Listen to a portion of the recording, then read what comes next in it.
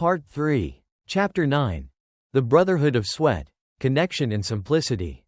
The vibrant, life-giving surge of summer enveloped Otrotnoy, saturating the vast fields with the golden promise of ripening grain. For Konstantin Nikolaevich Volkov, who had, through arduous physical toil, begun to discern the earth's unspoken wisdom, the relentless rhythms of farm labor had become not merely a refuge from his profound disillusionment, but a crucible in which a new sense of purpose was slowly, painstakingly, being forged. The initial awkwardness and profound physical discomfort of his first encounters with the soil had yielded to a nascent appreciation for the tangible reality of work, for the profound, honest fatigue it brought, and for the undeniable clarity that flowed from direct engagement with the physical world. He had found a new kind of wealth in the simplicity of honest effort, a satisfaction far exceeding the fleeting triumphs of his Petersburg ambitions. Yet, his transformation, though profound, remained incomplete. He still stood, albeit with muddied boots and calloused hands, on the periphery of the peasant world, observing, learning, but not yet fully connected. It was precisely this yearning for a deeper engagement, for a true understanding of the lives he now shared in labor, that drove Konstantin. He had, in his Petersburg days, viewed the common people with a detached, if benevolent, intellectual curiosity, seeing them as subjects of social theory, objects of reform. Even in his early days of labor, he had observed them with the critical, analytical eye of a philosopher, contrasting their simplicity with his own complex unhappiness. But now, as his muscles ached with their pain, as his sweat mingled with theirs upon the soil, his perception began to shift, profoundly and irrevocably. His engagement with the peasants moved beyond mere observation. It became a conscious, deliberate quest for genuine connection. He sought out opportunities to work more closely with them, not merely performing tasks, but participating in their communal life. He joined them in the fields from dawn until dusk, swinging his scythe alongside old Fyodor, the grizzled peasant who had driven him to Petersburg, whose quiet dignity Konstantin now deeply respected. He learned to bind sheaves with the nimble fingers of Maria, a young woman whose laughter was like the rustle of corn leaves, and whose effortless grace in labor shamed his own clumsy efforts. He listened more intently to their conversations, to their simple jokes, to their laments, perceiving the profound wisdom woven into their unadorned speech. One sweltering afternoon, as the sun beat down mercilessly upon the hayfield, they were toiling under its oppressive heat. A sudden, violent thunderstorm, unpredicted by the morning sky, swept in from the west, its winds tearing at the already cut hay, threatening to scatter the precious harvest. Panic rippled through the laborers. Konstantin, whose first instinct might have been to retreat to the manor, found himself shouting instructions, his voice joining the desperate cries of the peasants. He grabbed a pitchfork, his movements surprisingly swift, and began to rake the hay furiously into piles, urging others to do the same.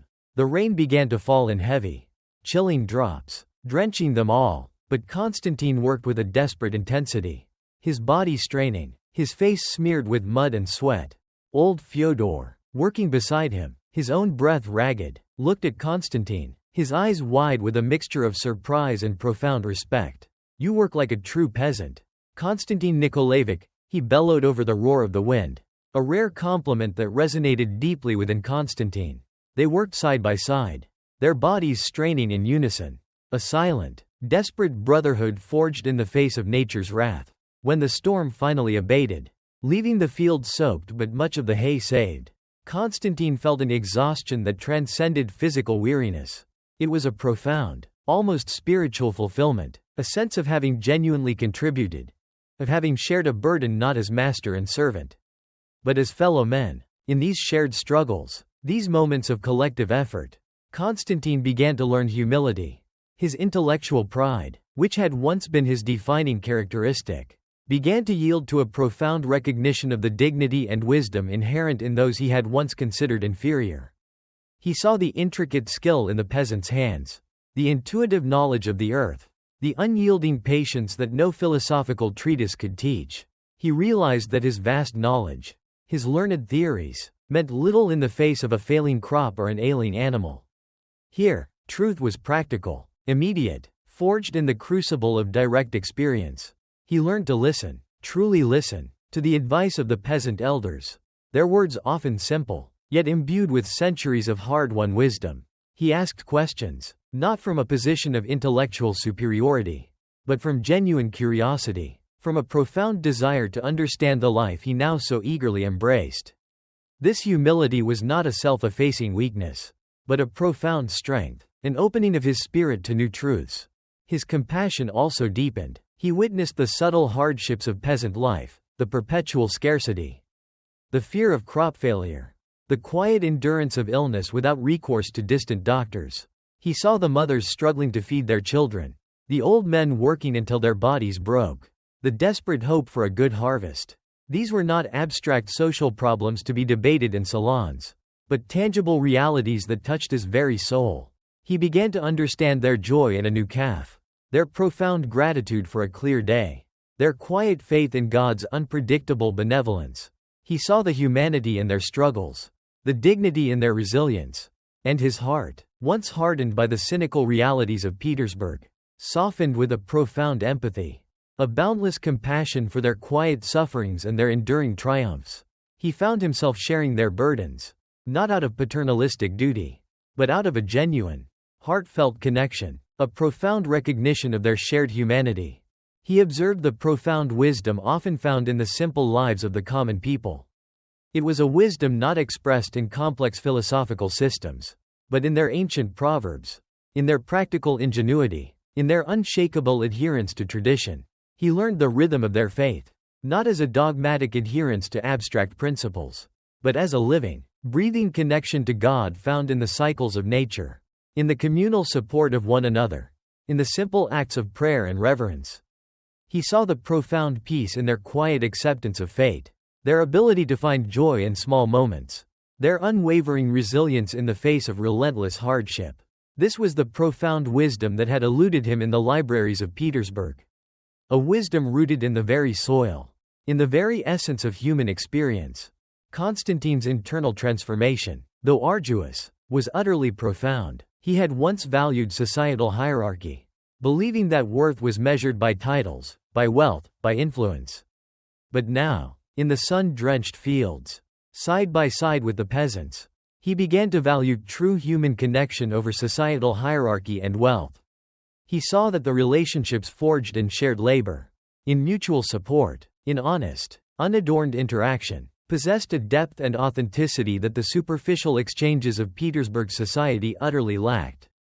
The laughter of a peasant at a shared meal, the silent nod of understanding from an old man, the simple generosity of a neighbor offering a helping hand, these were moments of profound wealth. Treasures that no amount of rubles could buy, no societal title could confer. He looked at his former life in Petersburg with a growing sense of detachment. Almost a profound pity. The pursuit of power, the endless intellectual debates, the glittering facade of society, all seemed empty, sterile, utterly devoid of the vibrant truth he now found in the simplicity of the earth and the genuine connection with its people. His ambition, once a guiding star, now appeared as a cruel master, having led him into a labyrinth of disillusionment. The true wealth, he realized, was not an inheritance of external possessions or titles, but an inheritance of spirit, a profound connection to the fundamental realities of life, cultivated through honest toil and genuine human connection.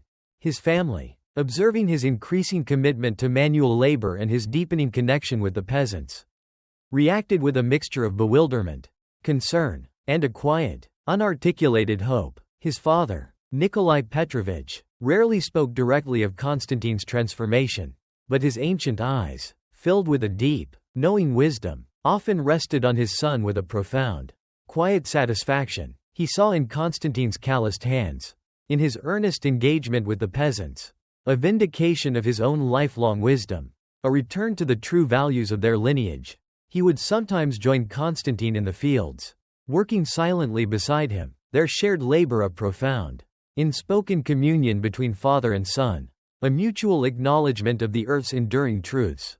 Pavel, his elder brother, still viewed Konstantin's newfound pursuits with a mixture of bewilderment and a lingering skepticism. Perhaps fearing it was merely another eccentricity of his brilliant, but troubled, sibling. He worried about the estate's finances, about Konstantin's lack of interest in proper aristocratic management. Yet, even Pavel could not deny the tangible results of Konstantin's tireless efforts. The healthier crops, the improved efficiency of the farm, and the subtly transformed relationship between the master and his serfs. He observed the quiet respect the peasants now held for Konstantin, a respect earned not by birthright, but by sweat and shared labor. Konstantin himself remained largely silent about his profound internal transformation, for the truths he was discovering were too vast, too deeply personal, for easy articulation. He was learning to listen, not with his intellect alone, but with his hands, with his body, with the very core of his being, the simple, unadorned reality of physical labor. Its immediate, clear results offered a satisfaction that far transcended the fleeting triumphs of his Petersburg ambitions. He was finding a new kind of wealth, not in power or influence, but in the simplicity of honest work, in the profound connection to the enduring earth, in the quiet dignity of a life lived in harmony with the natural order. His journey had led him to an unexpected path, from the intellectual wilderness of his despair to the fertile ground of tangible reality. A profound step towards reclaiming his purpose, his very soul. As summer yielded to the golden hues of autumn, and the first great harvest of the year commenced, Konstantin found himself immersed in the ceaseless rhythm of the farm, his spirit attuned to the subtle demands of the ripening crops.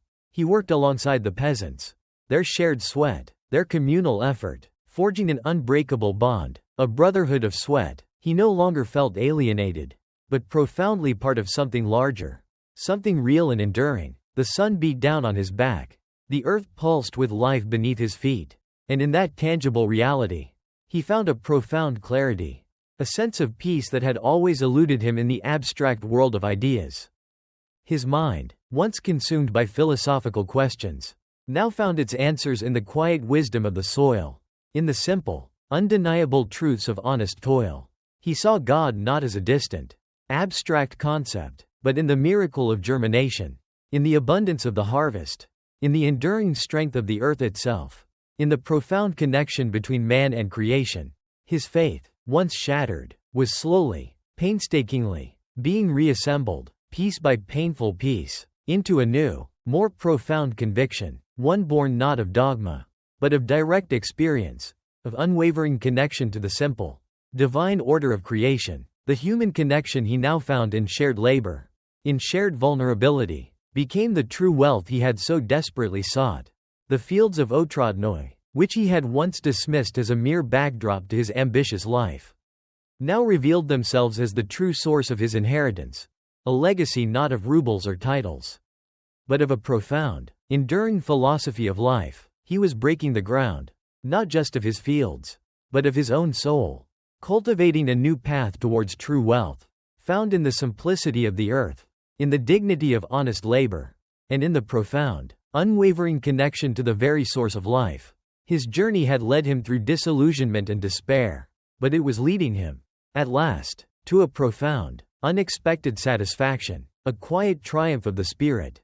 He had discovered that the true inheritance was not something given, but something earned through self-knowledge and humble, compassionate engagement with the profound simplicity of existence. Chapter 10.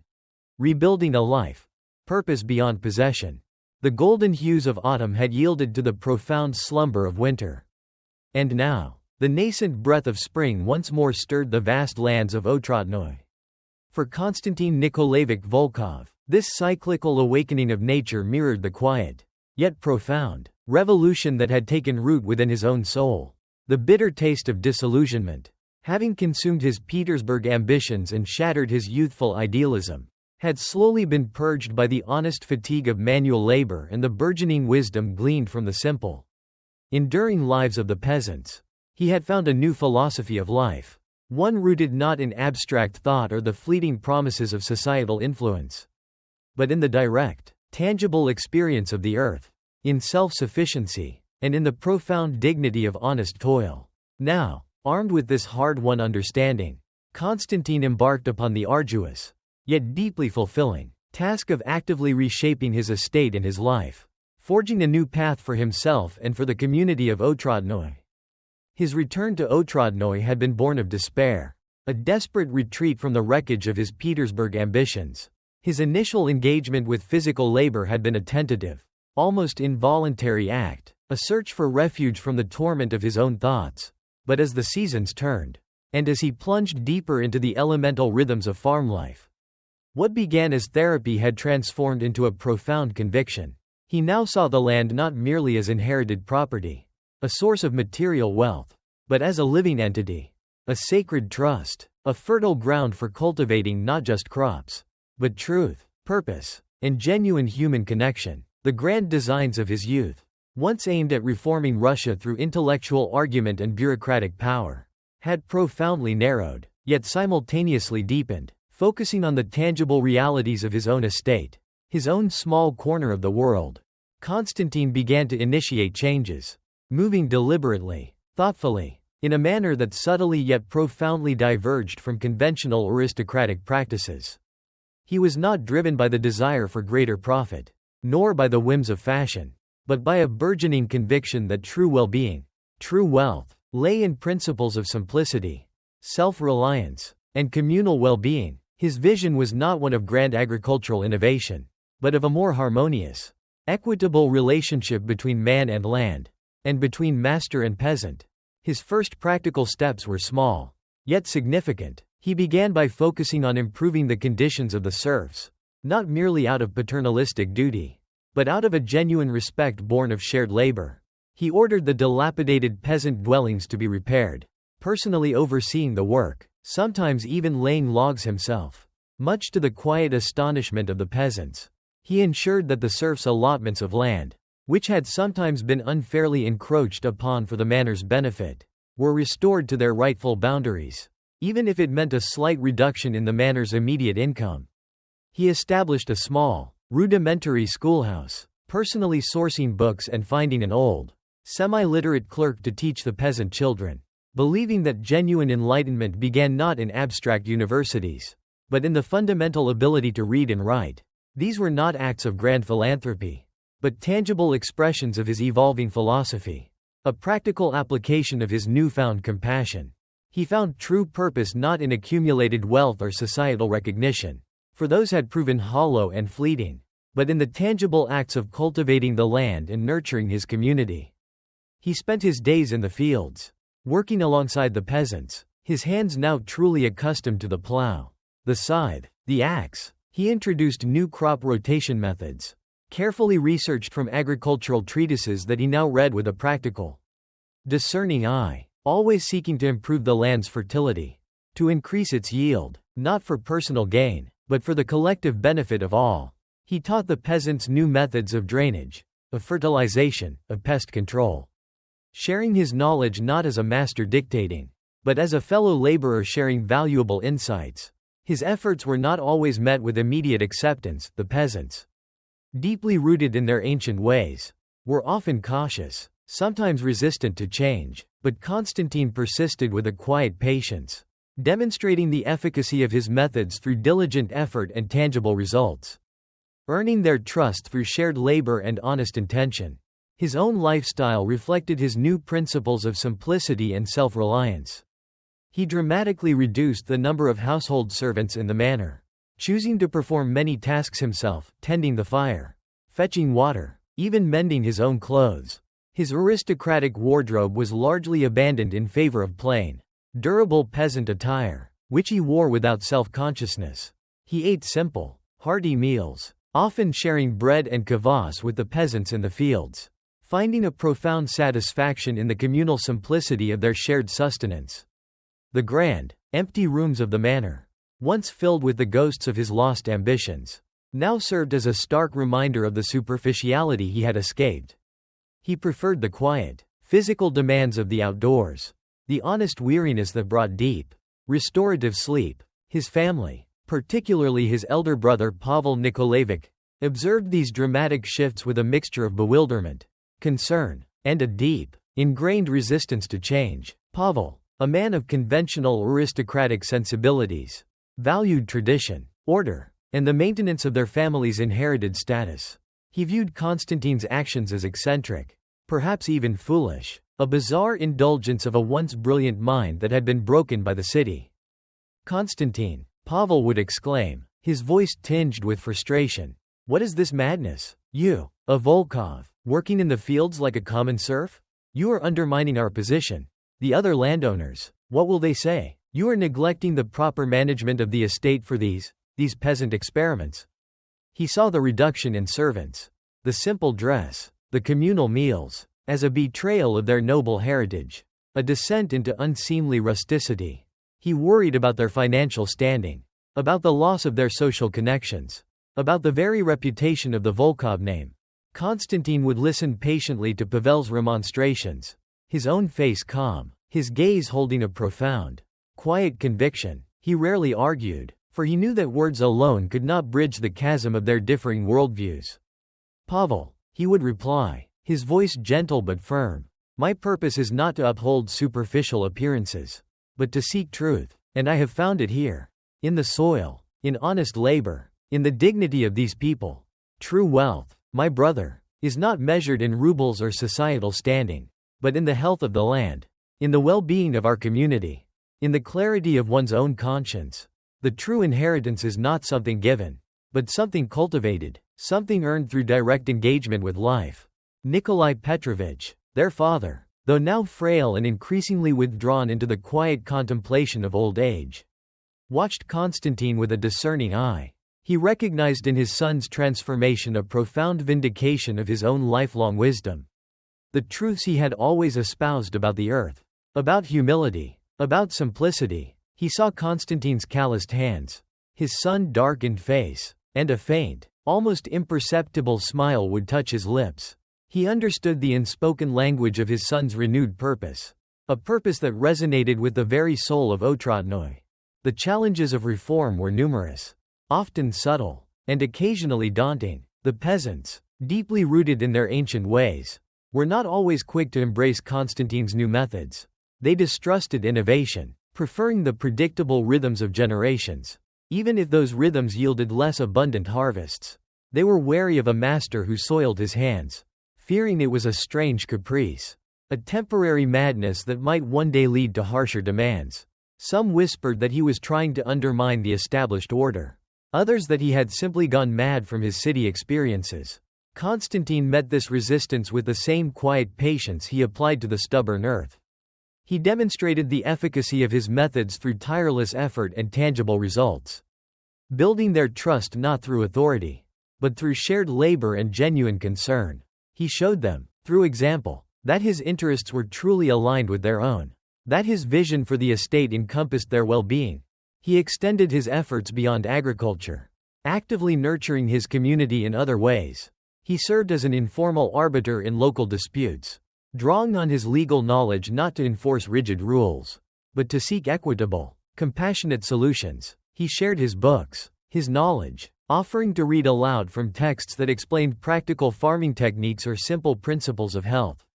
He organized communal gatherings, simple feasts that celebrated not only the harvest, but the enduring spirit of their shared lives. He saw in the faces of the peasants not merely laboring bodies, but individual souls, each with their own joys, their own sorrows, their own profound dignity. He became a living bridge between his aristocratic background and the simple, enduring reality of peasant life, transforming his abstract compassion into tangible, meaningful action. His mornings were still devoted to philosophical reflection, but now, his studies were infused with a new, vibrant purpose, directly connected to his daily experience. He no longer sought answers in abstract systems alone, but in the practical wisdom of the earth, in the lived experiences of the peasants, in the tangible results of his own labor. His understanding of justice, of morality, of the human condition, was no longer theoretical. It was rooted in the rich, dark soil of Otrotnoy, watered by the sweat of his brow, enriched by the genuine human connections he forged. As the years passed, and Konstantin continued his work, a profound inner peace settled upon him. The searing shame of his Petersburg failure had receded, replaced by a quiet sense of integrity. The emptiness of purely worldly achievements had been filled by the tangible satisfactions of his labor, by the growth of his crops, by the well-being of his community. He had found his true inheritance not in the grand promises of the city, but in the profound simplicity of the earth, in the dignity of honest toil, and in the boundless wealth of genuine human connection. His daily life became a continuous act of creation, a constant affirmation of his new philosophy.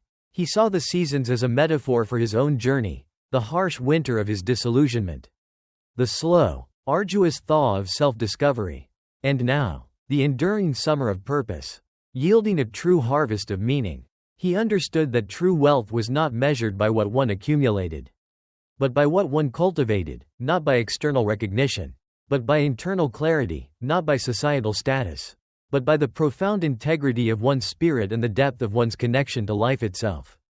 His estate, Otradnoy, once a symbol of his youthful ambition and then his despair, was now a living testament to his transformation. Its fields yielded abundantly, its peasants lived with a newfound dignity and purpose, and its manor, though less grand in its outward display, radiated a profound, enduring peace. Konstantin had indeed reshaped his estate, but more importantly, he had reshaped himself, forging a life that found its true purpose beyond possession, beyond superficial recognition, in the tangible, honest embrace of the land and the quiet, enduring strength of human connection. The bitter fruit of his early ambition had yielded to the sweet, profound harvest of a life lived in accordance with truth, a life of profound and enduring meaning. Chapter 11. The bitter seed of judgment and the fruits of humility. The years flowed over Otradnoy with a tranquil grace, each season deepening the verdant promise of the land and solidifying the transformation that had taken root within Konstantin Nikolaevich Volkov's soul. He had, through arduous toil and profound introspection, forged a new philosophy of life, one rooted not in the ephemeral glittering promises of St. Petersburg, but in the tangible reality of the earth, in the dignity of honest labor, and in the profound, unwavering connection to the community he diligently nurtured. His life, once a turbulent quest for intellectual power and societal influence, had found its true purpose in the simple, yet infinitely complex, acts of cultivating the land and fostering the well-being of his serfs. He cultivated not just crops, but truth, humility, and a quiet, enduring peace. Yet, the vast, intricate web of Russian society, with its ingrained prejudices and its rigid hierarchy, rarely allowed for such profound, unconventional transformations to occur without observation, and more often than not, without judgment. Konstantin, though he no longer sought worldly acclaim, remained a Volkov, a nobleman, and his radical departure from the expected path of his class could not long remain unnoticed, particularly by those former aristocratic peers who had once inhabited his glittering Petersburg sphere, and who now viewed his new life with a mixture of bewilderment, pity, and thinly veiled scorn. The first intimations of this societal judgment arrived subtly, carried on the infrequent winds from neighboring estates or from the district town of Bolshy-Lippy. His elder brother, Pavel Nikolaevich, who managed his own estate with meticulous, conventional precision, often served as the reluctant conduit for these echoes of a world Konstantin had abandoned. Pavel would visit Otradnoy, ostensibly to discuss estate matters or family affairs, but his conversation would inevitably drift to the latest gossip from the gentry. The whispers about Konstantin's increasingly eccentric existence. "Konstantin," Pavel would begin, his voice tinged with a blend of brotherly concern and aristocratic exasperation. As they sat in the modest drawing room, the scent of wood smoke clinging to the air, "I heard from Prince Urayev at the last assembly. He inquired about you. He expressed perplexity, your sudden withdrawal from government service, your apparent disinterest in proper society. It has caused some talk." Pavel would choose his words carefully, his brow furrowed, genuinely troubled by the perceived stain on the Volkov name. "They say you have abandoned your station, that you live like a peasant, that you have lost your mind from too much philosophy." Konstantin would listen to Pavel's remonstrations, his own face calm, his gaze unwavering. He no longer felt the burning shame or the desperate need to defend himself that had consumed him in Petersburg. The judgment of these distant, superficial circles held little power over him now. "Let them say what they wish, Pavel," he would reply, his voice gentle but firm. "My conscience is clear. My life is here, on the land, with these people. I seek truth, not approval, And I have found more truth in the soil beneath my fingernails than in all the salons of Petersburg. Pavel would sigh, a sound of profound frustration. But the name, Konstantin, the Volkov name, it carries a weight, a reputation. Your behavior, it undermines everything. It is viewed as a failure. A profound error. He saw his brother's life as a stark, inexplicable deviation from the honorable path of the gentry. A squandering of his immense intellectual gifts and inherited privilege. The judgments became more direct, more cutting, especially during the rare occasions when Konstantin could not entirely avoid contact with his former peers. A visit to the local church for a special holiday, a chance encounter during a necessary trip to Bolshoi Lippy, would bring him face to face with men who had once flattered him, debated with him, or subtly undermined him in Petersburg. Their reactions were varied, yet consistently tinged with condescension. There was old Count Svitopolk Mirsky, a man of immense lands and even greater vanity, who, upon encountering Konstantin in the marketplace, offered a thin, pitying smile. "Ah, Volkov, what has become of you? My dear fellow, I hear you have forsaken the noble pursuit of statesmanship for the rustic pleasures of the farm." A curious turn, indeed. One would have thought a mind like yours destined for higher things. Not for counting cabbages. His words were cloaked in politeness, but his eyes held a subtle mockery, a profound disdain for a man who had, in his view, willfully squandered his potential. He viewed Konstantin's life as eccentric, a bizarre indulgence of a troubled mind, a complete and utter failure of all noble ambition. Konstantin met such thinly veiled contempt with a quiet steadfastness. He would offer a simple, direct answer, his gaze steady, his voice calm. "My purpose, Count, is to live in truth. And I find more truth here, in the practical realities of the land, than in the shifting sands of court favor." He would not engage in intellectual sparring, for he understood the futility of debating with minds closed by prejudice and self-interest. He simply allowed their judgment to wash over him, like water off a duck's back, for it no longer had the power to penetrate to the core of his being. He saw the profound emptiness in their eyes, the frantic desperation with which they clung to their titles, their wealth, their social standing. He observed their ceaseless pursuit of fleeting pleasures, their relentless striving for external validation, and recognized in it the very spiritual void that had once consumed him in Petersburg. They were prisoners of the very system he had escaped, still trapped within the glittering facade, unable to perceive the true wealth that lay in simplicity and authentic connection. The judgments were not always verbal. Sometimes, it was a subtle turning away, a polite avoidance in the marketplace, a whispered conversation that ceased abruptly upon his approach. Sometimes, it was the condescending tone of a visiting official who treated him not as a respected landowner, but as a peculiar recluse, a man who had somehow fallen from grace. These were the subtle, pervasive manifestations of societal disapproval, the quiet cutting off from the world he had once sought to dominate. His steadfastness in enduring these judgments was a profound, daily triumph. He drew his strength not from their approval, but from his internal convictions which had grown deep and unshakable, rooted in the very soil of Otradnoy. He found a quiet affirmation in the rhythms of his new life, the honest sweat of his brow, the fertile earth beneath his hands, the healthy crops that responded to his diligent care, the simple, genuine gratitude in the eyes of the peasants. These tangible realities, these authentic connections, held more meaning than all the fleeting accolades of Petersburg society. He recognized the emptiness of external validation, understanding that true worth was an intrinsic quality, cultivated from within, not bestowed by the fickle opinions of others. Pavel, his elder brother, continued to be a figure of mild exasperation and lingering concern.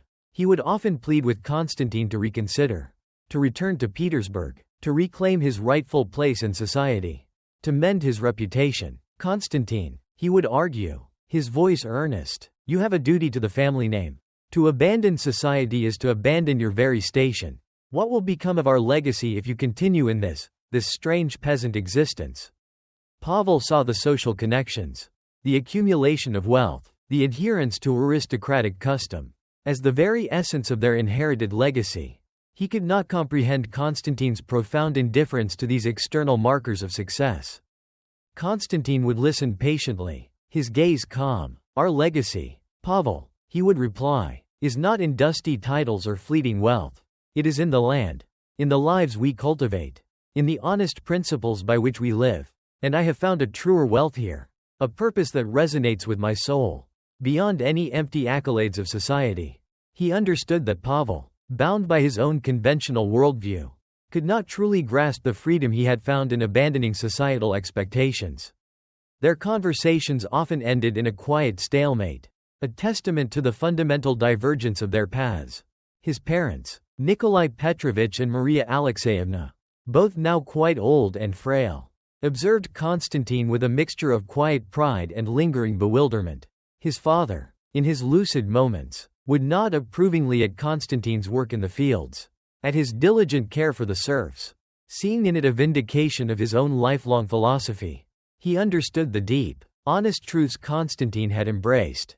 His mother, on the other hand, while grateful for his presence, still yearned for him to return to the life she believed he was born for. To perhaps find a suitable wife and continue the family line in the proper way. She feared for his loneliness, his unconventional path. Konstantin offered them comfort through his presence, through his unwavering devotion to their well-being, allowing their peace to be undisturbed by the deeper philosophical battles he had fought and won. The criticisms from his aristocratic peers, while sometimes stinging in their superficiality, served only to strengthen Konstantin's resolve, to further solidify his internal convictions. Each scornful glance, each dismissive whisper, became a confirmation of the emptiness he had escaped, a validation of the path he had chosen. He saw their desperate clinging to outward appearances, their fear of true authenticity, and felt a profound sense of liberation. He was no longer a slave to external judgment, he was a free man. Guided by his own conscience, by the quiet truths he had discovered in the simplicity of the earth. He spent his days immersed in his work, not with the feverish intensity of his initial despair, but with a profound, quiet joy. He personally oversaw the improvements to the serfs' dwellings, ensuring the work was done meticulously, with respect for their dignity. He continued to teach the peasant children, his voice gentle, his patience boundless, nurturing their budding intellects. He engaged in long conversations with the peasant elders, listening to their ancient wisdom, their practical knowledge of the land, their profound understanding of life's enduring cycles.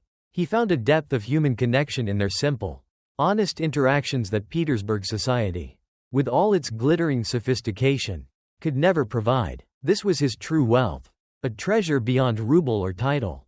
The seasons continued their majestic unfolding. Spring brought the promise of new growth, summer the rigorous toil of cultivation, autumn the rich bounty of harvest, and winter the quiet contemplation and patient waiting. Konstantin embraced each season with a renewed purpose, his life now deeply intertwined with the natural world, his spirit in harmony with its immutable rhythms. He saw God not as a distant, abstract concept, but in the miracle of germination, in the abundance of the harvest, in the enduring strength of the earth itself, in the profound connection between man and creation, in the quiet dignity of honest labor. His faith, once shattered, was now a vibrant, living truth, born of experience and fortified by the unyielding wisdom of the land. The criticism from his peers, the bitter seed of judgment, had indeed been sown, but for Konstantin, it had yielded not despair, but the profound fruits of humility. He had learned that true greatness lay not in dominating others, but in serving them, not in accumulating wealth, but in cultivating well-being, not in intellectual arrogance, but in profound humility before the simple, enduring truths of existence. He had reclaimed his true self, not in the image of the worldly success he had once pursued, but in the quiet, steadfast integrity of a man deeply rooted in the soil, a man whose purpose transcended all societal judgment. His life at Otradnoy became a living testament to his transformation. A quiet sermon preached not with words, but with deeds. The estate flourished, its peasants lived with a newfound dignity, and the very air seemed to hum with a quiet, pervasive peace. Konstantin Nikolaevich Volkov, the nobleman who had forsaken the gleaming promise of the city for the embrace of the earth, had found his true inheritance. It was a legacy of profound philosophical insight, of genuine human connection, and of the enduring power of a life lived in simplicity and truth. a testament to the discovery of true wealth in the quiet dignity of the earth. Chapter 12. The discovery of true wealth, a legacy in the soil. The vast, undulating landscape of Mother Russia continued its eternal turning, the seasons flowing one into another with a relentless, majestic rhythm that paid no heed to the fleeting concerns of man. Years, like the countless individual grains of sand swept into the riverbed, gathered into decades, weaving themselves into the long, rich tapestry of Otradnoy's history.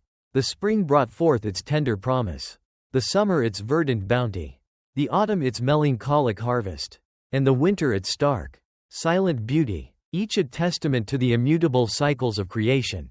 For Konstantin Nikolaevich Volkov, now a man of profound old age, his hair a shock of pure white against a face deeply etched with wisdom, his back slightly stooped by countless hours of honest toil. These passing years marked not merely the relentless march of time, but the slow, profound blossoming of a peace hard-won from the very crucible of existence.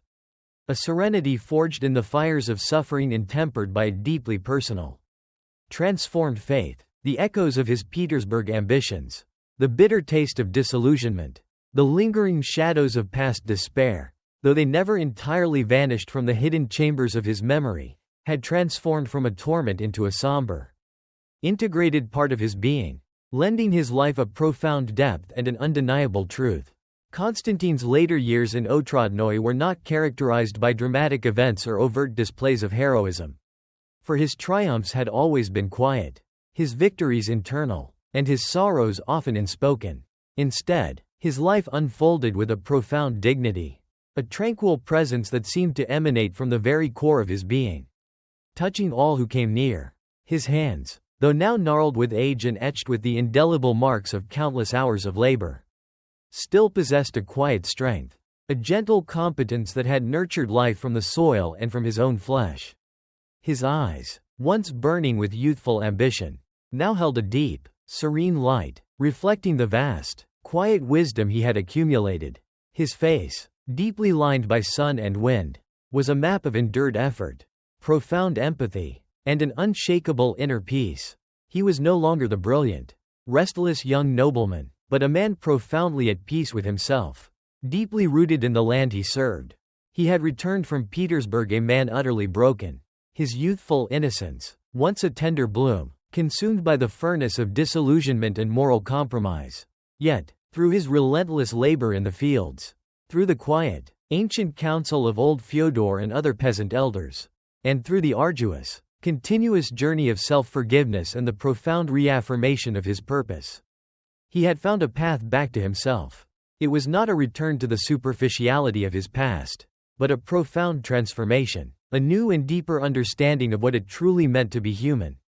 To be truly wealthy, to be truly steadfast. He had learned that true wealth lay not in what one accumulated, but in what one cultivated, not in external recognition, but in internal clarity, not in societal status, but in the profound integrity of one's spirit and the depth of one's connection to life itself. Imperceptibly at first, and then with an undeniable clarity that settled upon the collective consciousness of Otradnoy and the surrounding villages, Konstantin became a revered figure in his local community. His wisdom was not articulated in eloquent pronouncements or grand philosophical treatises. For Konstantin remained, at heart, a man of few words.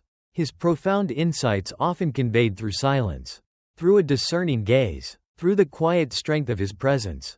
Instead, men and women, both young and old, noble and peasant, would seek him out, not for academic debates, but for his quiet counsel on matters of the heart, the land, and the bewildering complexities of life.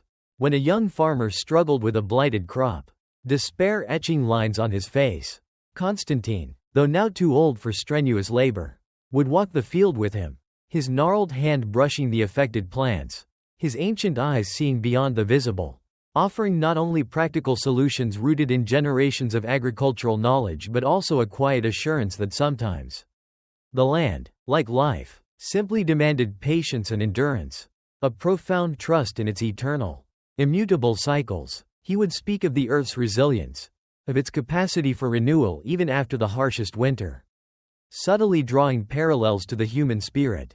When a family grieved a loss, Whether from illness or the distant, lingering echoes of war, Konstantin would sit with them in silence, his hand gently clasping theirs. His presence alone a testament to shared sorrow. A profound act of empathy that transcended words. He knew the depths of loss, the gnawing pain of absence, and his quiet endurance offered a solace that no mere platitudes could provide. They saw in him a man who had weathered storms far greater than their own, whose heart had known depths of sorrow beyond imagining, yet who remained deeply rooted, profoundly resilient, a living testament to the enduring human spirit. His quiet strength, his unyielding capacity for compassion, inspired those around him not to despair, but to endure, to continue sowing the seeds of hope even in the most barren seasons. His steadfastness was not a lack of struggle, for the burdens of life never truly ceased. Even in old age, the echoes of his Petersburg failures, the bitter taste of moral compromise, the humiliation he had suffered, these were still woven into the fabric of his memory. He remembered the cold indifference of Count Fyodor, the hollowness of intellectual vanity, the pervasive hypocrisy of high society. These memories, though distant, served as a constant reminder of the emptiness he had escaped, a stark contrast to the profound fulfillment he now experienced. The physical ailments of age, the persistent aches in his bones, the gradual dimming of his sight and hearing, these were new trials he endured with quiet fortitude, accepting them as the natural progression of life, as part of the human condition. But his unwavering spirit was the very embodiment of how one embraced life's complexities. The profound understanding that true peace was not the absence of conflict, but the enduring capacity of the spirit to persevere through it, to find grace even within its deepest, most challenging depths. He bore the indelible scars of memory, the profound disillusionment, the anguish of his past pursuits, each a silent testament to trials bravely endured. The nightmares, though now rare and fleeting, still visited him, like faint whispers from a distant shore. And in their wake, his beloved Maria Alexeyevna, now aged and frail herself, would still gently rouse him. But now, he would turn to her, his eyes reflecting a profound, ancient peace, and in her quiet embrace, he found not just comfort, but a profound affirmation of the enduring power of love to heal even the deepest wounds. His ability to openly, albeit haltingly, share the fragments of his burden, to allow her to witness his vulnerabilities, had marked a profound evolution in their relationship, a deep intimacy born of shared understanding and mutual healing. He continued to love deeply, with a quiet devotion that permeated every aspect of his later life. His love for Maria Alexeyevna, his wife, became a rich, resilient bond, a tapestry woven from strands of shared trials and quiet triumphs, of unspoken understanding that transcended words. He would watch her, a quiet tenderness in his eyes, seeing not just the woman he married, but the unwavering companion who had weathered the storms with him, whose steadfast presence had been an anchor in his darkest hours. Their connection was a testament to the enduring power of human affection. A love that had transformed from youthful passion into a profound, sacred partnership, rooted in the shared soil of their lives, flourishing with the grace of enduring commitment. He found profound joy in their shared silence, in the simple act of sitting by the hearth, their hands intertwined, a quiet communion that spoke of a lifetime of shared existence. His children, Ivan, Maria, and Alexei, blossomed under his quiet, enduring guidance, absorbing his lessons not just through spoken words, but through the unwavering example of his daily life, through the subtle, unyielding strength that emanated from his very being. Ivan, now a man in his prime, managing a significant portion of the estate, had inherited his father's serious eyes and his own deep connection to the land. Konstantin had taught him the intricacies of cultivating the soil, the patience required by the earth, the reverence for its cycles, lessons passed down through generations of Volkovs. He had taught him not just how to work the soil, but how to listen to it, how to respect its rhythms, how to understand its unspoken wisdom. He had never spoken of the war in heroic terms, but hinted at its profound cost, subtly teaching his son the true nature of peace, the preciousness of human connection, the dignity of honest labor. Ivan, in turn, learned to govern with a quiet compassion, to treat the serfs not as property, but as fellow human beings. Following his father's example, Maria, his spirited daughter, now a vibrant woman, a wife and mother in a neighboring village, carried her own quiet strength, infused with Konstantin's gentle wisdom. Konstantin nurtured her independent spirit, guiding it with a steady hand, teaching her that true strength could be found not only in adherence to tradition, but also in the quiet pursuit of one's own truth, in the profound beauty of expressing one's unique spirit. Maria, in turn, learned from her father the unspoken virtues of endurance, of compassion, of finding joy in the simple acts of nurturing life, of cultivating beauty even in hardship. She often visited Otradnoy, seeking her father's quiet counsel, finding solace in his profound serenity. Little Alexei, now a man grown, married with children of his own, still retained the boundless joy of his childhood, tempered by the quiet understanding of life's challenges. Konstantin, in his later years, found a profound solace in his presence, his unburdened spirit a constant reminder of the pure, unadulterated grace that still existed in the world. He would sit with his grandchildren on his knee, their small faces upturned, listening to his quiet stories of the land, of the changing seasons, of the wisdom of the earth. They saw the lines of weariness on his face, but also the deep, comforting warmth in his eyes, the profound tenderness in his touch. They sensed the immense wisdom he carried, a wisdom born not of books alone, but of experience, of enduring hardship with unwavering grace. They did not know the full measure of the sorrows he had borne, the profound disillusionment he had faced, but they intuitively understood the profound peace that emanated from him, a peace that felt as ancient and comforting as the very soil of Otradnoy. They absorbed his resilience, his unwavering love, his quiet faith, not through explicit teaching, but through the powerful, enduring example of his life, a silent, living lesson. Konstantin held onto his philosophical and spiritual convictions even after they had been profoundly tested, forging them anew into a deeper, more personal understanding that sustained him through all tribulations. His faith was no longer the innocent, unquestioning adherence of his youth, a simple belief in a benevolent God. It was a robust, resilient belief, forged in the crucible of disillusionment, tempered by suffering, and illuminated by the insights gleaned from the earth and its people. He had seen the depths of human depravity, the profound emptiness of worldly ambition, yet he had found God not in the absence of pain, but within the very fabric of suffering, in the moments of unexpected compassion, in the enduring strength of the human spirit, in the relentless cycle of life and death.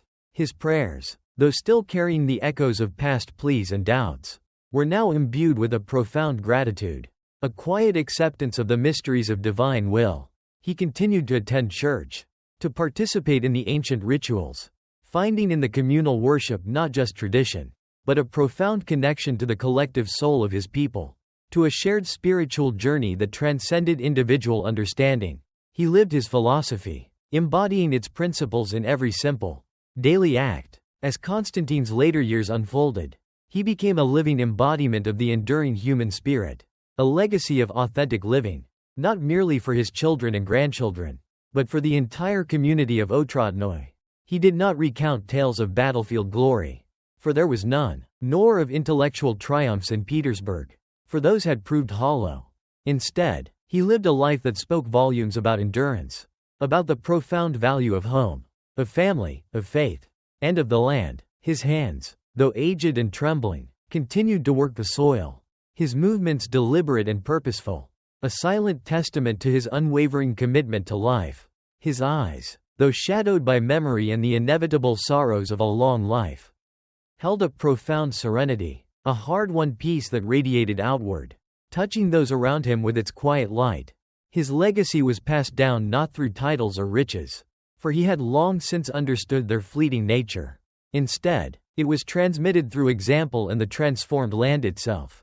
The estate of Otradnoy, under his diligent and compassionate stewardship, became a model of harmonious living, a testament to the principles of simplicity, self-reliance, and communal well-being. The peasants on his land, treated with dignity and respect, lived with a quiet prosperity and a profound sense of purpose.